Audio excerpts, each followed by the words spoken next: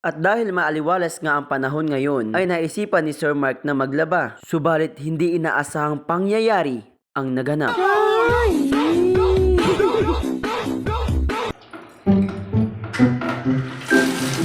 Ako si Mark, guro dito sa bansang Saudi Arabia. Ngayon nga ay naka-schedule tayo ng paglalaba. Maganda din naman ang panahon kaya masarap magsampay sa labas. Pinaghihiwa-hiwalay ko nga pala muna ang mga damit bago ko isalang sa washing. Teka, parang may kulang.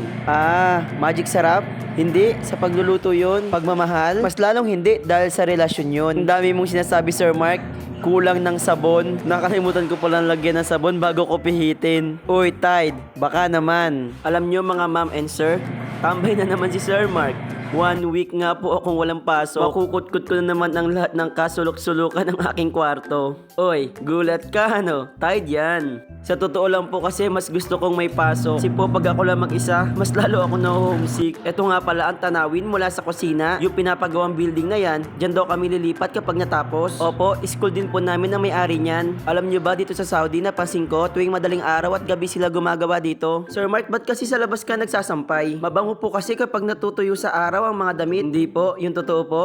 Sira po yung aming dryer. Nasabi ko nga pala kanina na gusto kong may pasok. Sa totoo lang po, sumasakit po kasi yung ulo ko kapag maghapon nandito sa loob ng kwarto. Maraming nag-aayang lumabas pero nag-iingat pa po si sir. Medyo nararamdaman ko po na sasakit ay ulo ko. Lumalabas din naman po ako. Syempre, dito lang sa paligid ng school. Ang swerte ko nga dahil malapit ako sa mga ilang pamilihan dito. Katulad na lang ng Alsadan, Otame, mga supermarket po yun. Store ng Skechers, Nike, Carrefour, Jarir, Sako, Uniqlo. Opo, kapag nainip ako, naglilibot ako sa mga yan.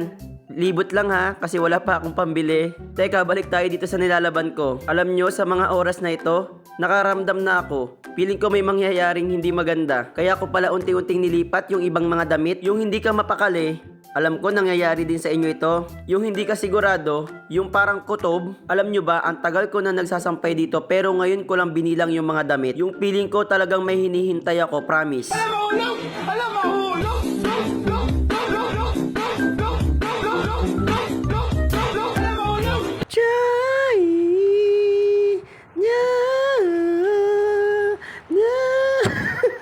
Eh di ano pa nga ba?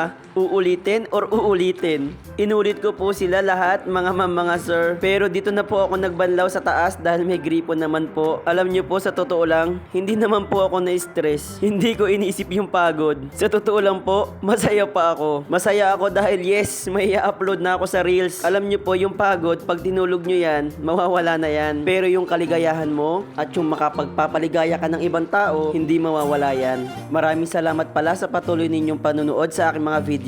Makapagpasaya man ako ng 1, 2 hanggang 10 mga OFW.